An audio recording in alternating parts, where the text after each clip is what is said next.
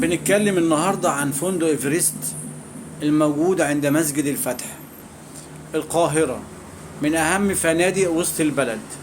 سعر الفرد في حدود 250 جنيه.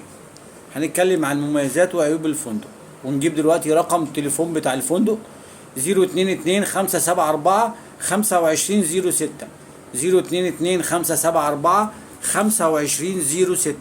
الفندق موجود أمام مسجد الفتح، قريب من محطة القطارات ومن المواصلات العامة، بالإضافة إلى أسعاره الجيدة.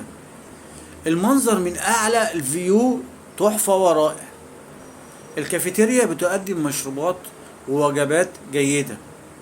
موجود في الدور ال15 أمام مسجد الفتح، بتشوف القاهرة كلها. المنظر من فوق روعة. الغرف صغيرة ومش جديدة. الحمامات مشتركة، مش مناسب للعائلات، ولكن للشباب أكتر، واللي بيقضي أيام معينة بيقضي فيها مصلحة وعايز يبقى قريب من وسط البلد، ويكون محتاج فندق رخيص ونضيف. الفندق له أسانسير خاص بيه هو.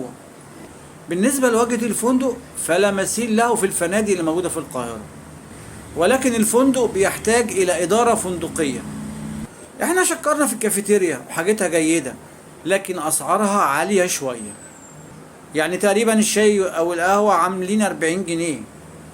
القعدة في الكافيتيريا بتشجع على الاسترخاء، حتى يقولوا كافيتيريا وفندق إيفرست. أكتر عيب واضح فيه إن العمال بيهتموا بالتبس جدا. هو الفندق خد كل الملاحظات، وأنا يهمني المعلومة توصل للناس. والسلام عليكم ورحمة الله وبركاته.